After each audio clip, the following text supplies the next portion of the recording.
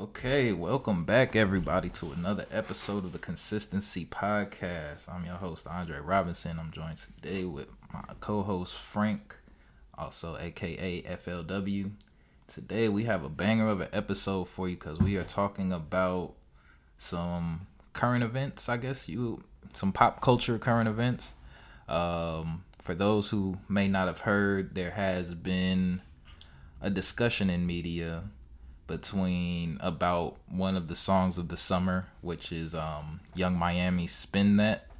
Um, it I wouldn't say it grew. Different people have different feelings about this song, and so it's just caused a bit of a divide, or really it's caused an age old question to kind of resurface, and that's what type of effect music has on us. So after at the BET Awards, I believe, where a lot of this stemmed from, or I, Young Miami had presented an award of some sort, or she had came out to her song "Spin That," and later on there were some comments by India.Arie. It's kind of a hard story to follow. It was in terms of what actually started it off.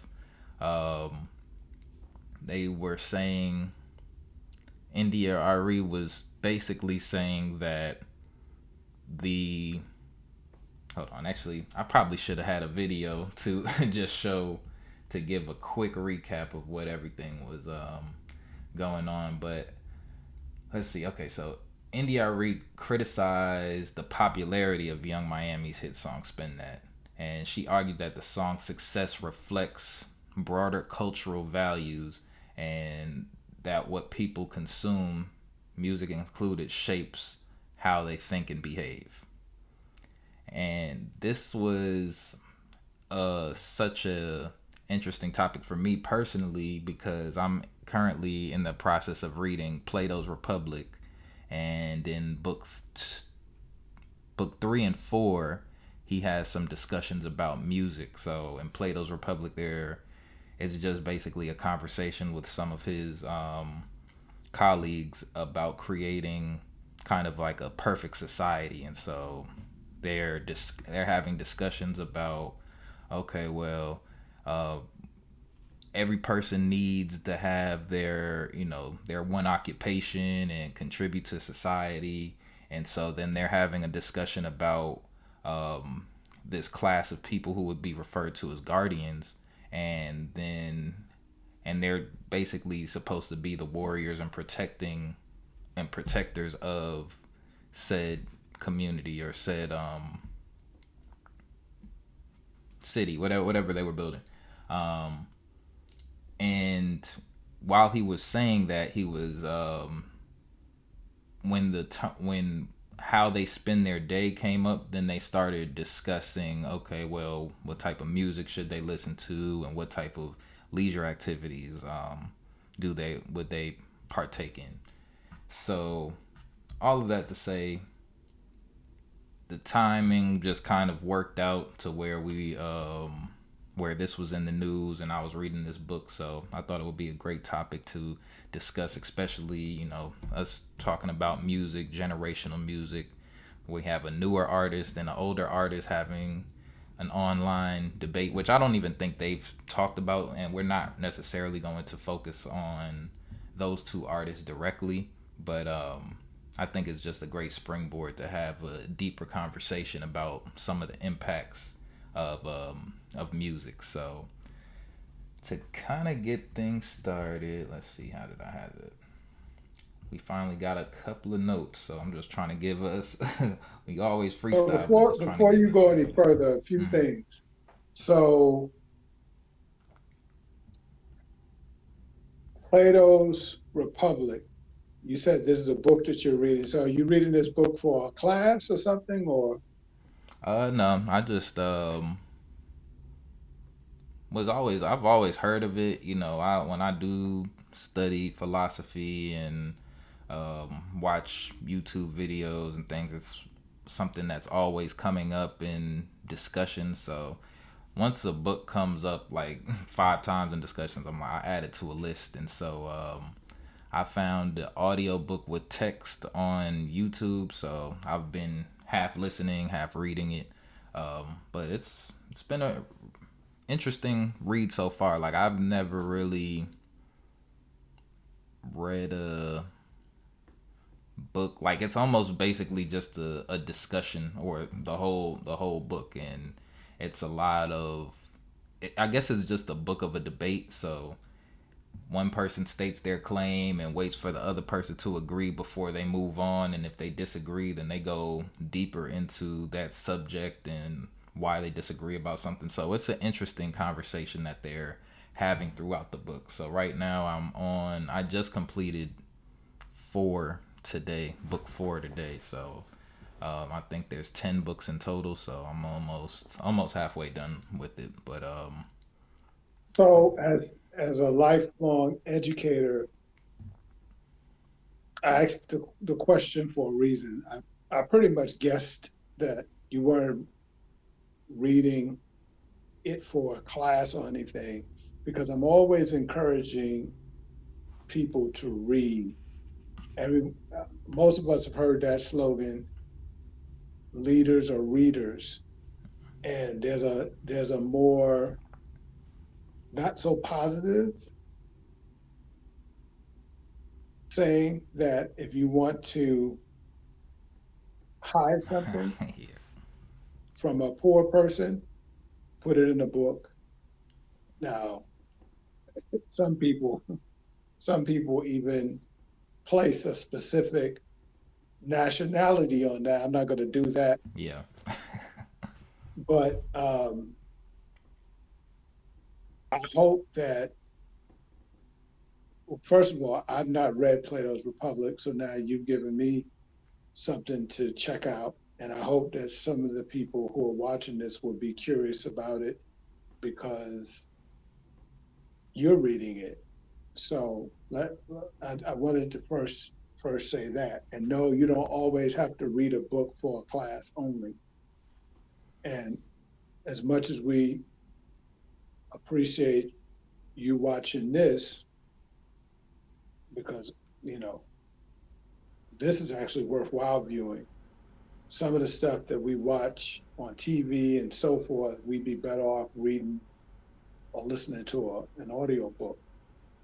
Now, one of the things I want you to do, Dre, because after all, Weeder Sauce is at the root of a lot of what we do, and you as one of the important people helping to steer the music culture with Weeder Sauce. There are a lot of people, including me, that have not heard the song from beginning to end. So can you talk about, in light of the fact that we don't have any of the video footage, can you talk about the content of the song? Because that is at the root of the controversy. right. And let me add, because I did watch some of the footage you shared with me. Uh, the controversy stems, like you said, from Young Miami presenting an award and being given a standing ovation Mm, as her song played in the background. So some people took issue with the fact that this newcomer gets a standing O for what they're calling the summer of the year, the song of the summer. yeah. And would you please tell our audience what that song advocates or what the song is about? Yes, so yeah, well, we'll get right into that. So the song is Spin That. If you've heard it, the thing is, the actual music in it is amazing. Like if you heard it played on saxophone, you're like, oh, this is a beautiful song. Now the lyrics on the song are the controversial part. So on the chorus, it's asking where all my scamming. I'm gonna just say the words just so we're not so I'm not blanking everything out. So where my scamming ass niggas at, spending that money fast, 50s hunt. Hold on, actually let me pull up the actual lyrics so I'm not. I could sing it if I had it in tune. I'd sing it because I personally like the song, so spin that lyrics just so we have it. Okay.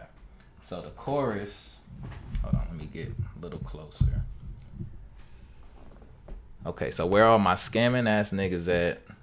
Spending that money fast, 20s, 50s, hundreds cash.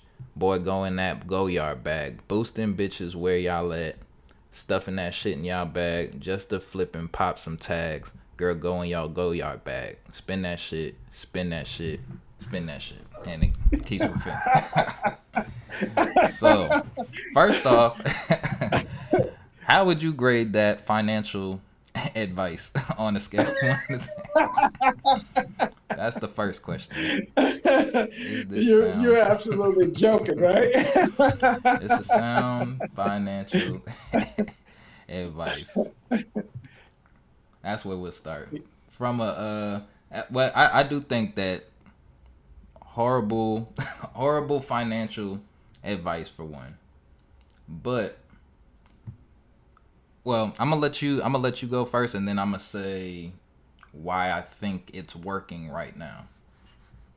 But here's the thing, uh, and I shared this with you. So, and I guess you're going to get into it more. One of the people that spoke up, as she has done in the past, is India.Arie. And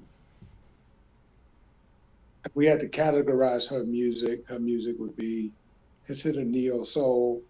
And as a lyricist, I think that she has strived to be uplifting to the culture, Black women, people, period. You know, you look her up as an artist, and some of her music, it's primarily been things that people would say would be uplifting. Now,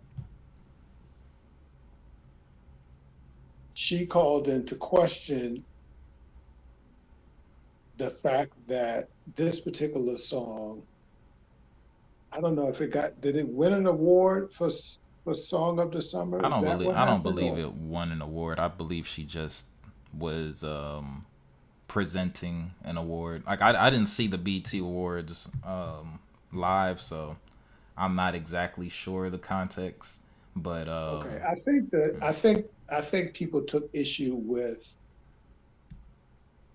the idea that her song was playing in the background and she got a standing ovation. And I'm sure all presenters didn't get a standing ovation, but nonetheless, India.Arie made her comments, and she was also the one who took issue with the fact that a previous an Essence Festival a few years ago, some people said it was turned into a twerk fest because some of the artists who are famous for twerking were headlining that event. Now, one of the things that I said to you in our offline conversation was that, and I hadn't thought about this until we were getting ready for this show. There's been a lot of pushback about the song and what it means to the culture, particularly Black America, and its influence on young people, the idea of encouraging boosting and scamming and so forth. And the question that I raised was, is this pushback that we're seeing because this artist happens to be a woman? Because the fact is that there are a lot of male artists who push drug use, misogyny, you name it, and there's there's not a whole lot of pushback on it. And so the question becomes, and they perform, they perform all over the place, and they come on these shows and they act out. So, this is one of the questions that I have. Now, of course, people who know me know that I I have certain songs that, I'm curious to hear where you're going to go with it with that song when you say you like it. I've had songs that, for all intents and purposes, people would consider ratchet that I actually liked, not necessarily because I was in favor of the lyrics per se, but I was more enamored by the creativity of the artist, Mm-hmm. the wordplay.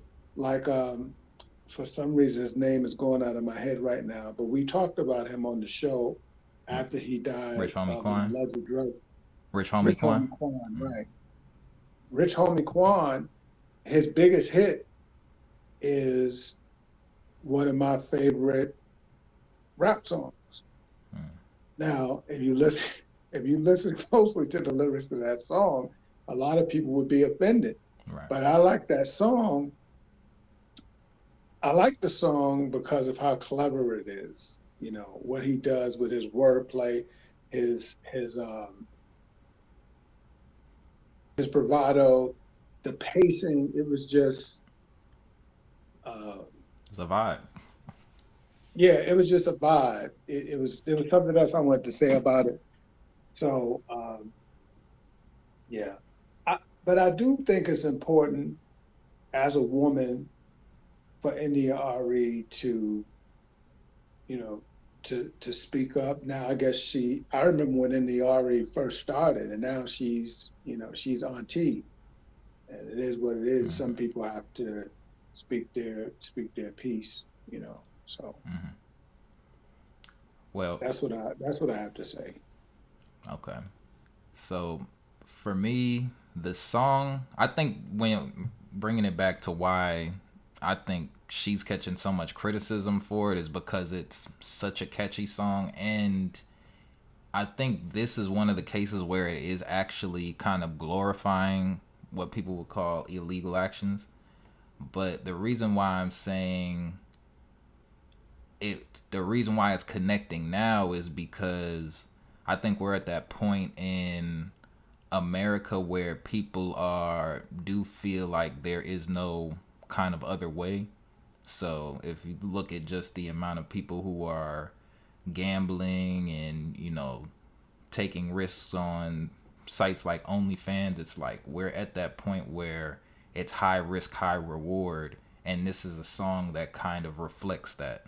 And I'm always someone of music is a reflection of what's going on in the current culture, and if that's what people are connecting to, then it's you have to kind of fix society before you can fix the music. But that is in opposite of what India.Arie believes, and also the opposite of what Plato was believed at the time. So the first real question is, do you feel that music actually influences behavior? Oh, absolutely. I mean, when you think about when you think about warfare,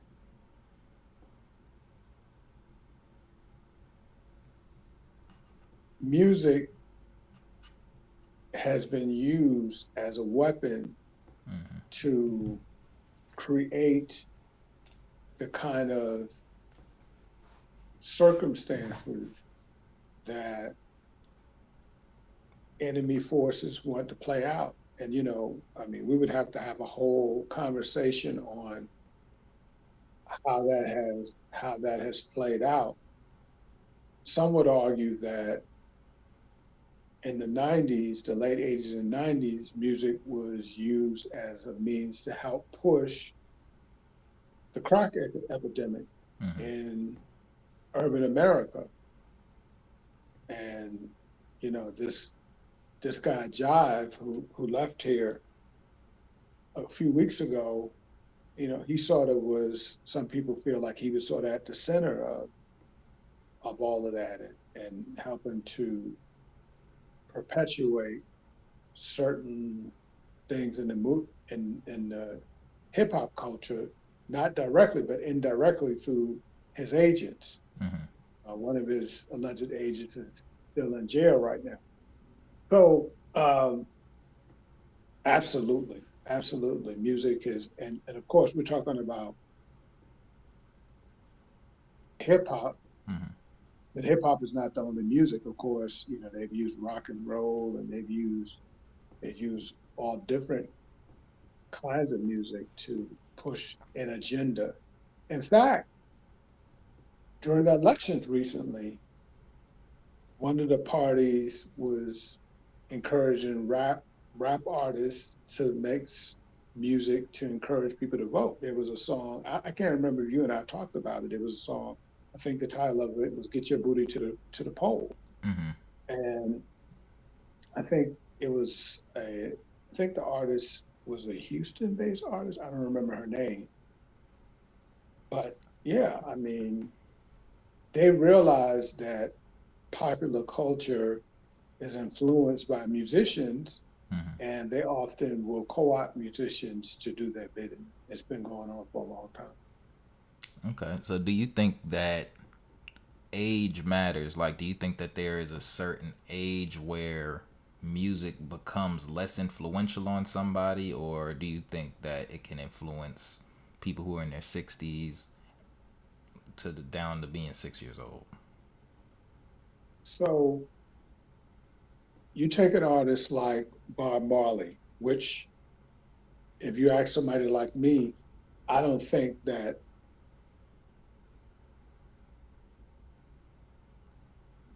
uh, died the way we were made to believe he died. I think that there were some wicked forces because Bob, his music was revolutionary, and there was forces who didn't really like the impact that his music had all over the world. And so an artist like him influences people from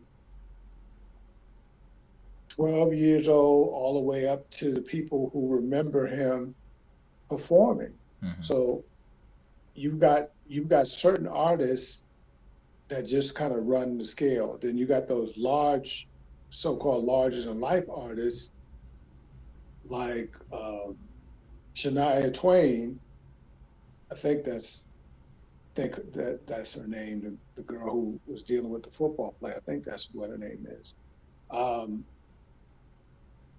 Artists like that, they influence people across different age segments. Now, of course, they tend to more influence the 20, 30, even 40-year olds and teenagers if it's pop music. But with the larger audience artists, they could even influence people in their 60s and 70s because although the target for a lot of the pop artists might be that younger quadrant, people who are older and more mature, they're also hearing the music, sometimes vicariously on the radio and commercials. They still like what they like. Hmm. So yeah. Okay. So I was gonna ask about their.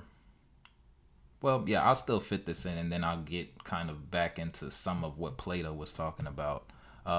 So, what responsibility do you feel an artist has to make responsible music, or do you feel that's their responsibility at all? Are they just can they make what they want to make, or do we have to put some type of restrictions on them? That's an excellent question.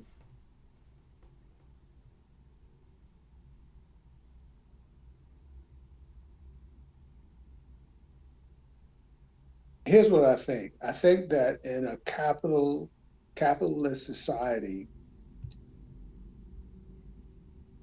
you're going to have people who are going to make music that creates a sound or has lyrics that are going to disturb somebody. I'm gonna give you a perfect example. We talked about this on the show.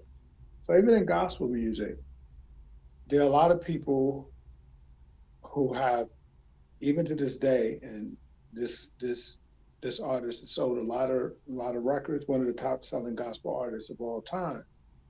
But there's still people in the church world that has a big problem with him, and that's Kirk Franklin, because they feel like a they're not for that James Brown type dancing that he does and the tight pants and all that kind of stuff. And so you're always going to have those people who disagree, and they disagree vehemently. And that's why I said what I said about India.Arie.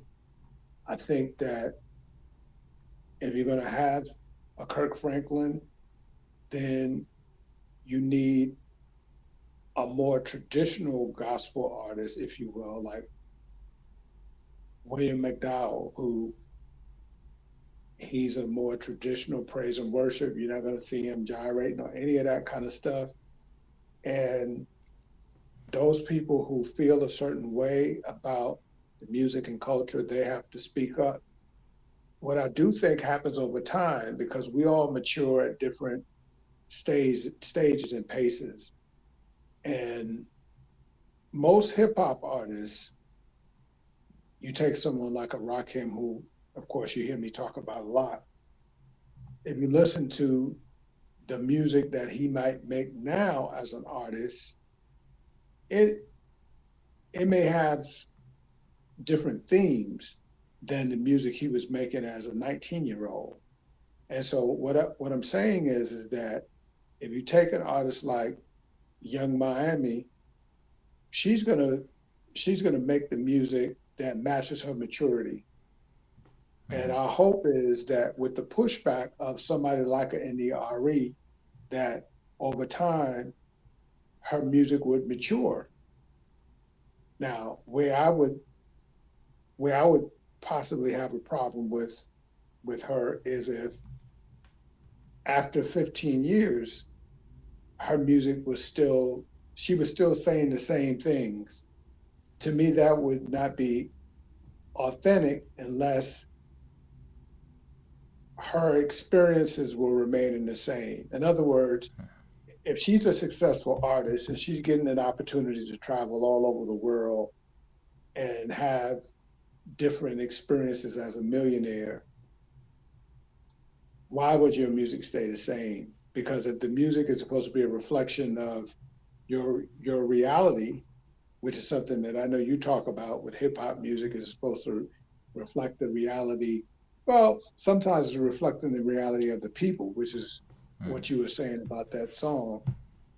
I just think that um, my preference when it comes to artists is that they not just pander.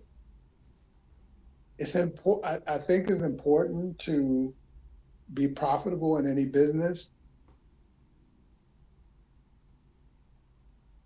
At the same time, you can be profitable and do good and be good at the same time. And again, when a person is just starting out in any kind of endeavor, they're starting where they start. But if you've got a physician that's been practicing for 15, 20 years, you're just not going to expect that physician to make the same kind of decisions that he or she made in year one or two. You kind of expect them to make certain choices that coincide with the choices that someone that just started would make. So I think that's how I would. That long answer is my is my response to the question. Nah, that's good. I was about to say, so as I was just looking up more information about this, just the debate between them. I don't want to say beef between them because I think people have been just assuming that they've had beef, but they've both stated that they're, she's and India is completely entitled to her opinion. Young Miami's entitled to make her music, but some people, this opened up gates for people to have more discussions about the songs, and so I was seeing somebody had made like a short video of like people asking Young Miami if she would want her daughter to be a city girl, and she was saying no, obviously not, but then the person who made the video was like, well, she's giving something that she wouldn't consume herself, or creating something that she wouldn't consume. And to that, I mean, I think that's all music though. So it's just like, I don't think a drug dealer who's rapping would want their child to still sell drugs. Like, they're exploiting their own personal situation to get their child from having to pursue that. So I don't really see that as a contradiction. I mean, to me, if people who aren't familiar with the term city girls, really came out from a group Young Miami was part of with another rapper. Her name is JT. And so they came out really on everything she's talking about in this song is what they started off with. And So she's been sort of consistent, huh? exactly, yeah. So it's not a shocking song to come from Young Miami. I think, like I said, I think people are just shocked that the song is so good and catchy that, and it makes people want to sing along. Like, you're in a party in the club and that song comes on and you're like, where am I? Like, it's a sing along song, so it's one of those where you can feel the impact of it. But saying that,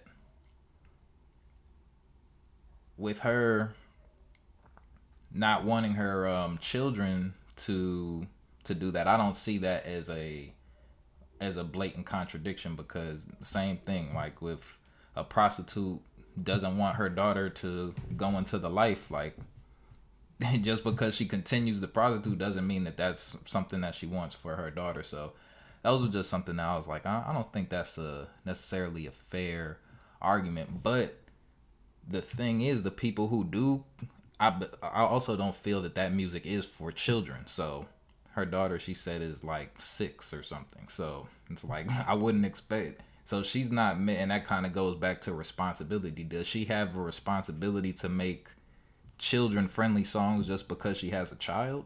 I don't believe so. But there's also, when we go back to talking about influences, I see some of the most affluent women who love that song. And Absolutely. that's really Absolutely. where that's the point where it's like, okay, like some women who making more money than the both of us listening to that song. Some women who Yeah. got their master's degrees, men too. So it's just like, there's so many people, and that's when it's like, okay, well, is that still, because that song has a purpose in terms of when you're out and it comes on, it just gives light energy to a party or to a crowd. So that's one of the big things that I see, and it's one of the things that makes it a good song that so many people from different backgrounds can connect on. So it's like, even the women who aren't looking for scammers and drug dealers, it's like they still like the song. Women who are looking for that like the song. So that's just some of the discussion that I wanted to open up about a song like that. But now I do want to get back to some of what Plato was speaking about in book 3, which is what made me make the connection to this topic originally. And Now, for our audience, when you say Plato, who was Plato? Greek philosopher. Plato was, actually, hold on, I'm getting them confused. So Plato and Socrates. The actual story is Socrates speaking, I believe. I'm actually getting that all confused. But I don't even know what year. It was like 2,400 years ago where they were having these days. And this philosophy is kind of the basis of a lot of what we know today as Western philosophy. So just Greek philosophers who had a lot of time to write down their thoughts and debate. And that's actually what I feel current day hip hop music is. I believe that those are our current day philosophies. This is some of the literature that is being written down. When people look back at this time period, they will look at songs like Spin That and try to gauge what was going on. And I think that's why it's important to remain honest in, the music that we like to consume. Like, we can't say that we don't like the song or that it was a horrible song because so many people like it. So we have to just keep that context fresh all the time. But in the But then just to comment on what you just said, I also think that as much as it's important, and I like that perspective about that you take about the music chronicling what is actually happening in society, and there's a value in that. And that I also think it's important for those people who have that pushback to push back. And it's important for that to be mentioned too, right, because we don't want it to exactly. be one sided. Because then, if all we get is spin that, then 30 years from now, then it looks like it was just totally one sided and everybody agreed with that. And Hmm. that would not be true.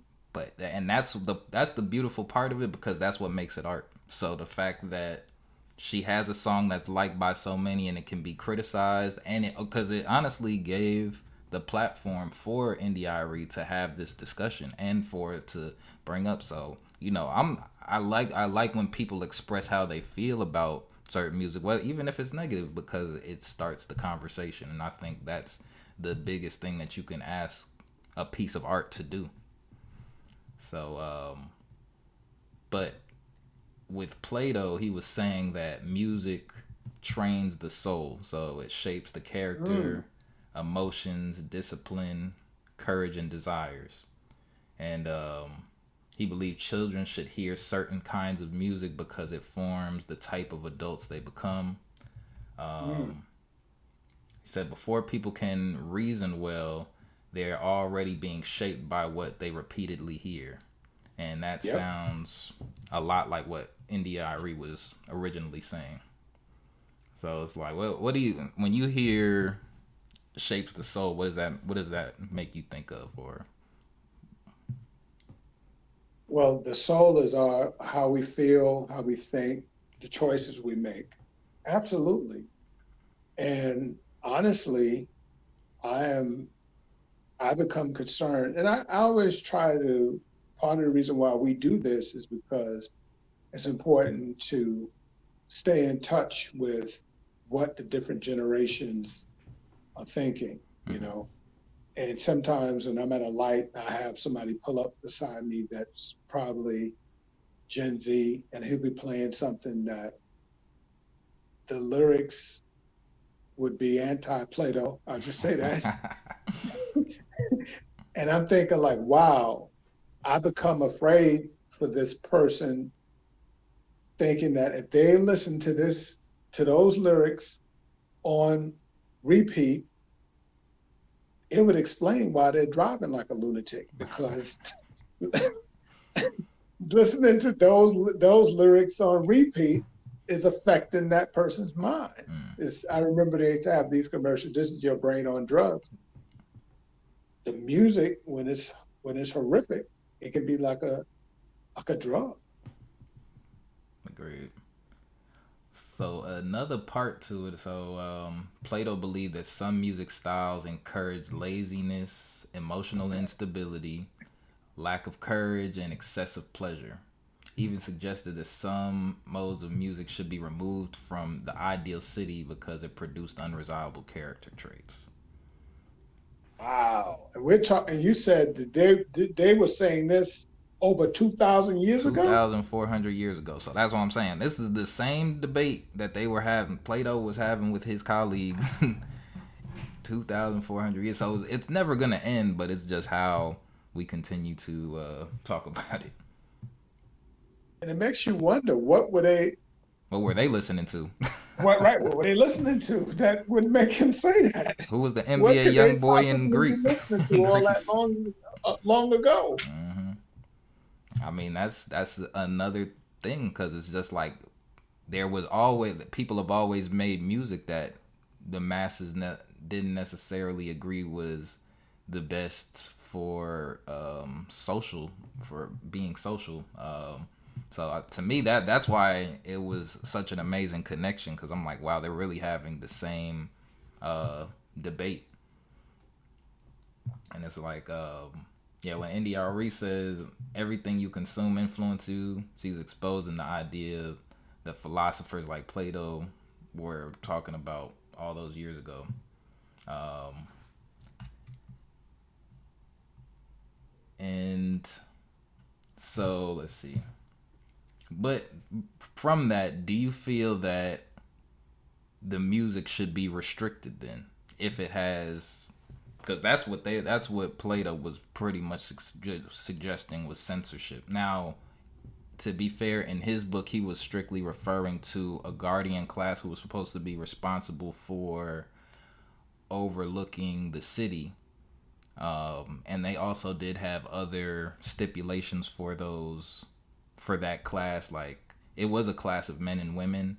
And during that book, he was talking about them needing to have music and have gymnastics. So they both agree, everyone agreed that it was a necessity for them, but to restrict the type of music that they were listening to. So I think that's also right there an interesting conversation. And who's to say what is good music? Because remember, we had a talk back when we were talking about gospel music, and it's like sometimes you're not trying to work out the gospel music, and so time and a place kind of for everything.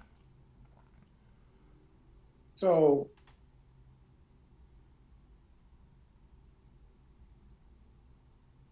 there's certain kinds of to that point. There's certain kind of gospel music that you can work out to, and Right. that's what's great about people like Kirk Franklin. You know, um, I think that uh,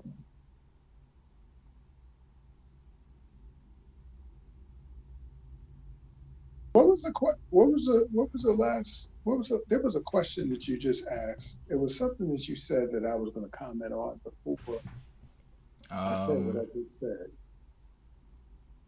was I saying? Dang, I'm because I'm over here trying to keep up with my book. Plato. What Yeah, did you say? I was saying Plato was saying, do we feel we need to censor the music? That's the Censorship. question. Yeah. Okay. No, here's the thing. Just like you made the point that right now the people, the culture seems to be voting for Young Miami, then I don't believe that the government as such should put a ban on certain music like they do in some countries.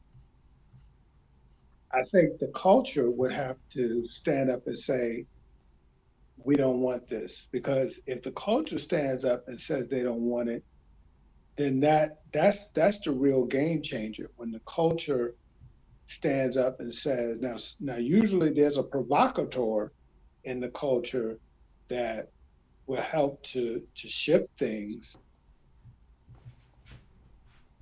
And in this case, it's people like India.Arie, an insider, someone on the inside. I think that the people have to say, hey, you know what? A, we're not going to support this kind of music, and the number one way that you don't support it is to don't support it, and then decide what kind of music you are going to support. So I think it has to happen organically through the culture, not so much a governmental official, a government making that decision. Now, if the people decide to push the government to make certain restrictions, then I can be in favor of that because it's the people are the ones who elect officials in the first place. So if the people, if it's organic and the people say, hey, you know what, this type of music is doing too much damage. This type of music is leading to violence, or this type of music is leading to drug use. And the people then stand up and push the elected officials, the people they put in office, to do something, then that's one thing, as opposed to the elected officials taking the, the initiative to push something on the culture. Hmm. Yeah, I think what's also interesting about this one is the fact that what she's saying is, like we said already, some illegal activity that it's kind of more being encouraged to do at this point. But also, one of her defenses was, as I guess as black people, she's saying, why do you care if I'm pushing to scam these big corporations? And because that's kind of how she, when they're talking scamming, they're saying, well, we're not scamming everyday people, we're scamming uh, Macy's or designer store, designer clothes, Go Yard, all of that. So, do you feel that there is some hints of revolutionary in that music? Because I also think when we hear that music, like when we hear other people from the past, like as a drug dealers and people who kind of committed crimes and said that in their music, it has always been viewed as like a middle finger to the system itself. And that's kind of what I, when Young Miami was trying to explain, or not explain, but she was had commented on it. She kind of was like, yeah, this is, and that has been a big thing in hip hop music, is giving the middle finger to the system or the government, so to say. Well, shucks. I mean, that was a big part of rock and roll, Right. and the hippie revolution and so forth years ago. So that's sort of a common theme with pop music often anyway. Yeah, I mean, the whole concept of Robin Hood, right, which Mm-hmm. one of the most enduring tales of our world, is this idea of robbing the rich to give to the poor. And this idea has always been around unless you're the rich.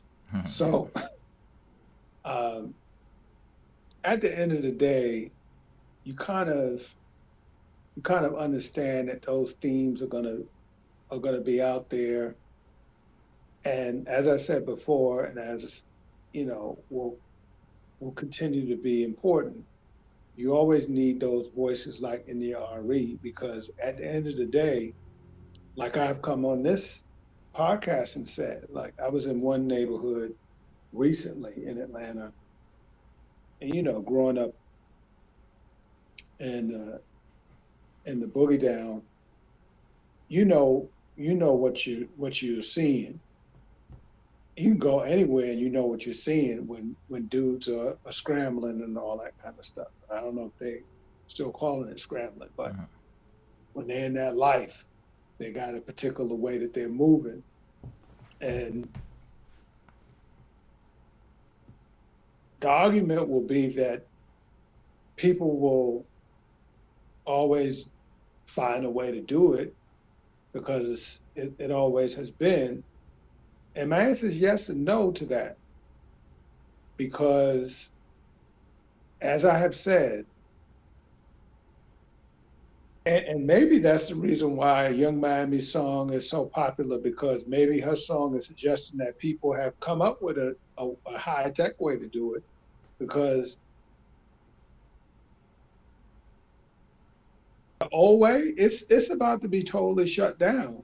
You know, Mm, they've got the technology, they've got these robotic dogs and everything that's just ready to clamp down on that whole game that the Wire so point did a good job of showing us what that street life was like. mm, It's just a matter of time. You know, it's being shut down. So my thing is that people could just as well figure out how to take their cleverness and become the Wall Street trapper. I'd rather them take that ingenuity and cleverness to be the Wall Street trapper instead of end up trapped like the Wall Street trapper was. Because if you know about his story, he spent a number of years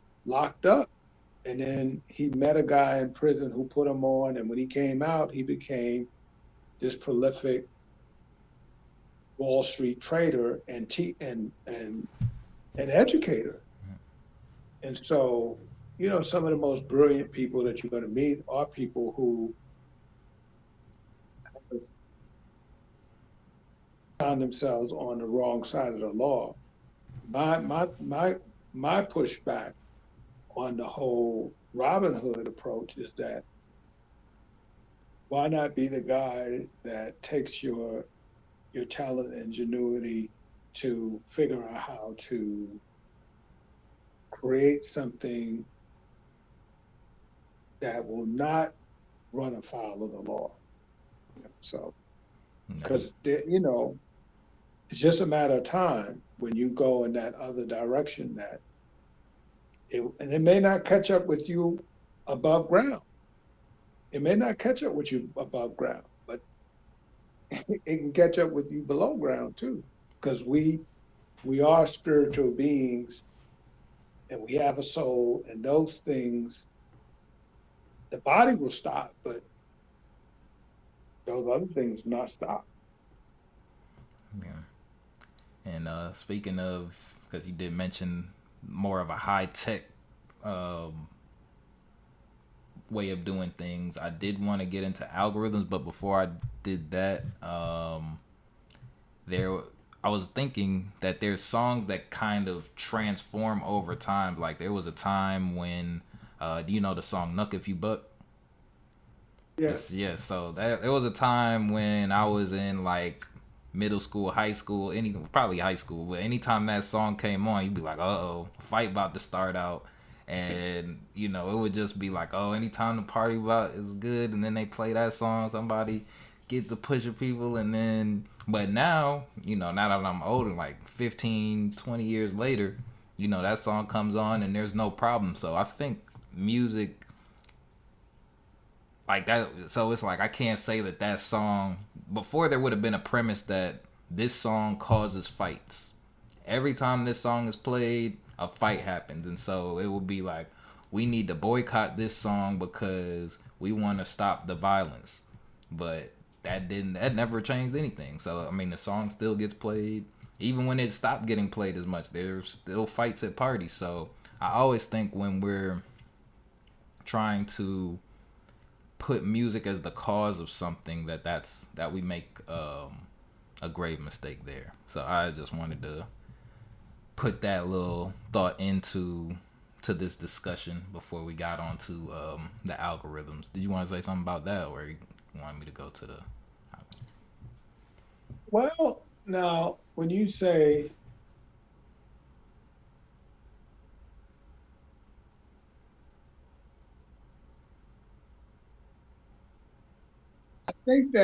I think that it can be appropriate to say that music is the cause to the extent that it helps to create a mood. So Mm-hmm. just like when a guy is getting with his lady, he probably not going to put if you're not. Depends on the he, girl. Depends on the girl. he probably not. He probably not going to play that to try to create the The mood. mood, you know, but clearly music has been used to create and in sports, you Mm-hmm. know, you play a particular song to precipitate a particular mood, a certain atmosphere. So I think to that extent, yeah, you know, music is has always been used in that kind of way. Music operates as a theme song. You got theme songs. So when you hear this particular music, you know this show is coming on. So yeah, I think I understand what you're saying when you say not making the music the cause, because ultimately there's there's some underlying factors, right? That's Mm-hmm. got these people fighting, because you and I can hear that song all day. You and I are And not not going to do start anything. fighting each other, Right. right? Mm-hmm. So there might be some lunacy or something that's undergirding all of this, but that doesn't change the fact that this music helped to precipitate it. I think that can be true. Yeah. I mean, I think when it comes to that, it comes to vibes and frequencies. I used to look at music like I would be like, yeah, that's low frequency music. And I think it still is. And where we listen to a lot of the music, it needs to be low frequency. So, but still, the end of I think when you're tuning into a vibe, you have to be on that vibe or on that frequency to eat for it to even affect you in that way. I think that's actually probably a bigger issue when it does come to music is what frequency are you listening to it on.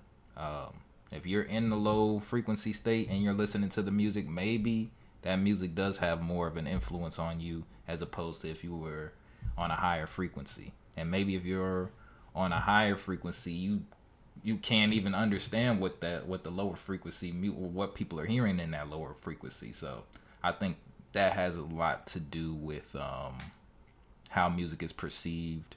Because I mean, especially DJs have to understand vibes of parties. So I think Yeah. that back in the day, they just maybe they wanted to get a little rowdy, but they just take it a little bit too far. So and they were probably using that song to turn the party up too, but they just turned out of control. So I think that's just it's a very complex topic. So we're just having basic conversation around it, but I think it's all interesting to think about and just kind of And ponder you know, when a you little bit. bring up this whole concept of frequency, Dre, that can be a discussion in and of itself, because when you started talking about frequency, I started thinking about what kind of what kind of songs I gravitated and gravitate to, depending upon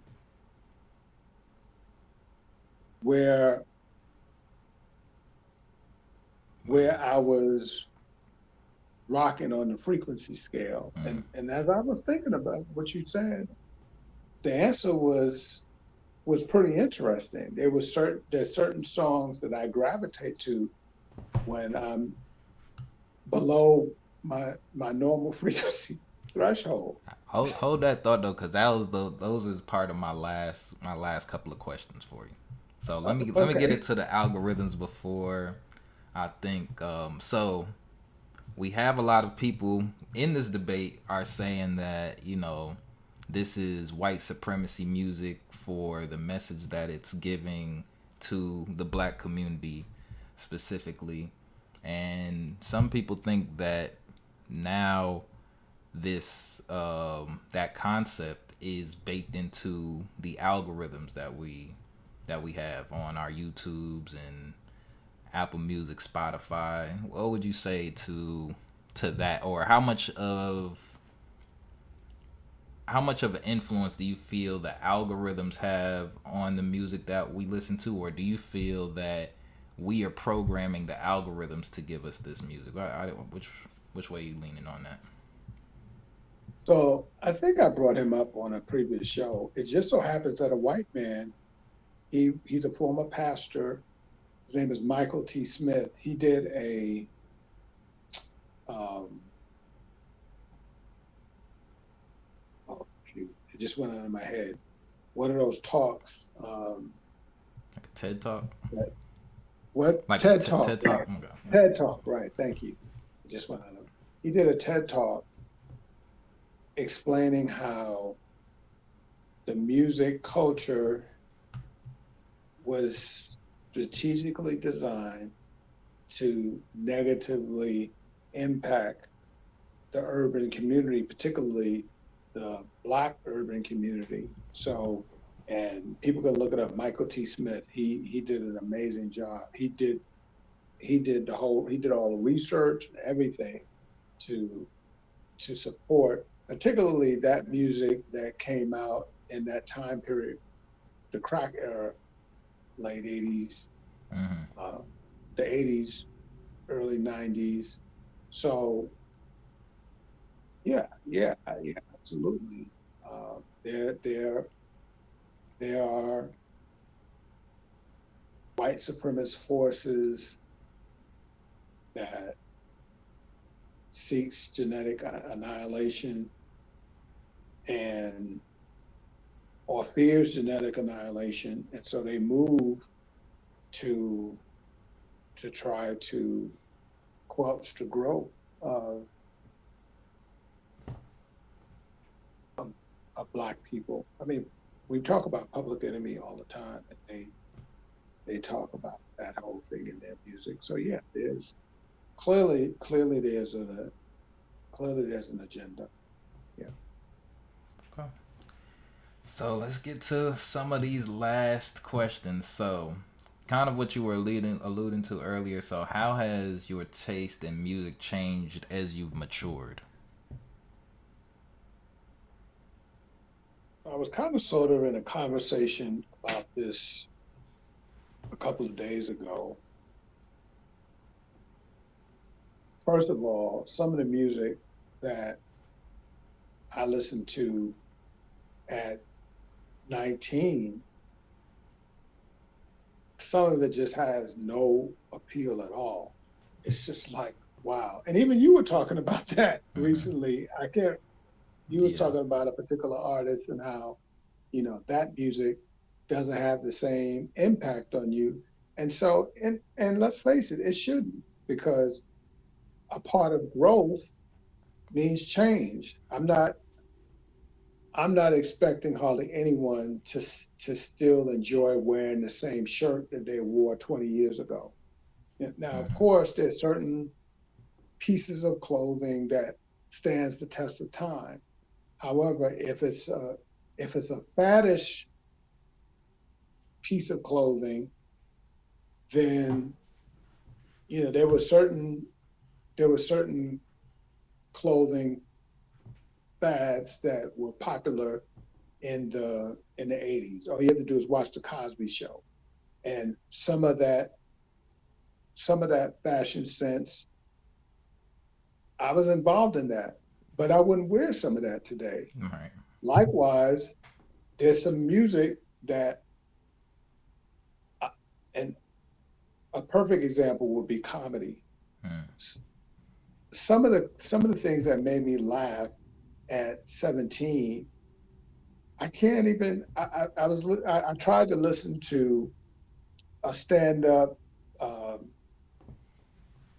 comedy movie of a very popular artist that was around during the '80s, and I thoroughly enjoyed it back then, but it's not enjoyable to me now at all. Mm.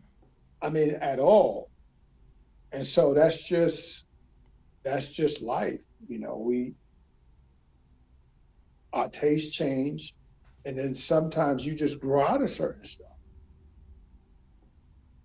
Even it's funny because my friend Sweetest was saying that she was so disappointed when she went to a concert, and she had been following Prince for years. And when she was young, she wasn't allowed to see Prince. Then when she got old enough to see Prince, at that point he was the artist known as Prince. And when Mm, she went to see him, this wasn't the same Prince mm, that she had initially seen, and he wasn't performing some of the songs because the Prince that she went to see 10 years later or 8 years later, he had he had grown out of some of that original music. So right, even a lot of these artists over time, their music changed. If you listen to the music that well, Prince, then the artist known as Prince, and then Prince.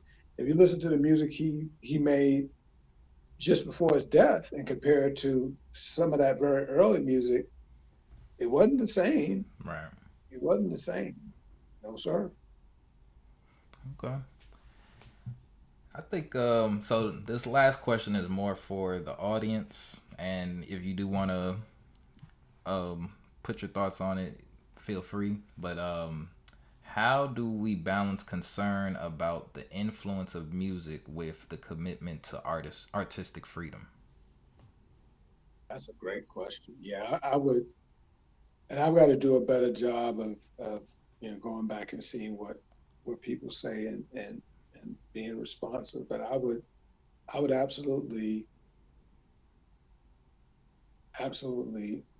be interested in hearing what people. That's a good question. You should repeat that question just so that people, yeah, Yeah, so how do we balance concern about the influence of music with the commitment to artistic freedom? So, yeah. And just to put it out there, I also am on the artist side and do some of that stuff. So that question, that's an important question for me. I'm not going to answer it because I don't want to color anybody's response. But maybe when we come back, you know what? We really need to position this so that we can get some responses to that. Because maybe the next time we come together, we can talk about, if we get enough responses, we can even talk about what people said and then give our 2 cents on it. You know, that's a good question. okay, yeah, now I finally started learning how to cut some videos up, so maybe I'll cut that piece and post it somewhere so we could get some direct responses. But yeah, anyone who's watching this video now, please comment below what you feel your answer to that question is. We'd love to read it.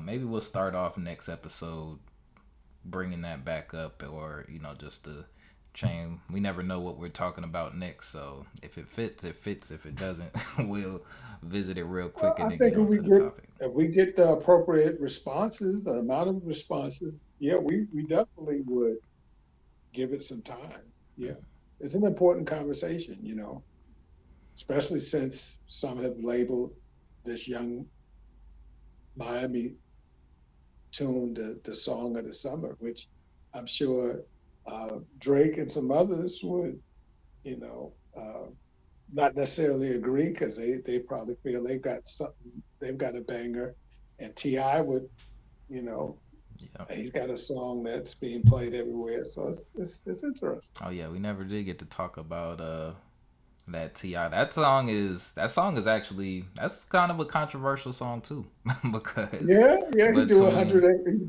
he do 100, 200 everywhere you go. Yeah, yeah, he's because that's one of the generational divide songs. Gen Z do not like that song. really, Gen Really. Z don't like that Well, song. That's interesting. there's a good amount of hate that comes along for that song for younger generations. So that's one of the interesting songs that I've seen. And maybe we can talk about that. Ti did drop his album. I want to say 2 weeks ago now. So I checked it out. It was pretty good. Um, Yeah, we need to come back and talk about that because I'm very curious about that. Yeah, that Um, would be an interesting conversation just because I started it's a song that what do that I don't want to even say what what the yeah, kids are saying. yeah. Don't get into it We'll now because save that. I want whatever you got to say. Maybe make a note of what you're going to say, Okay. but I want to hear it because, um,